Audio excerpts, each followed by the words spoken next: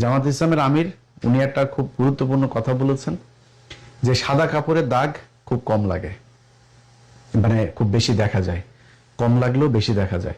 So যারা টুপি মাথায় দিবেন, পাগড়ি পরবেন, সাদা জুব্বা টুব্বা এগুলো লাগাবেন না, লাগানোর আগে নিজের আগে পাগড়িওয়ালা বানায়েন, নিজের মনটার আগে পাগড়িওয়ালা বানায়, এরপরে ওইটা করেন, এরপরে দাড়ি রাখেন, তার আগে করেন না। কারণ কি জানেন, আপনি যেই আকামটা করেন এই আকামটার সাথে তখন আপনার সাথে সাথে ইসলামও বিতর্কিত হয়।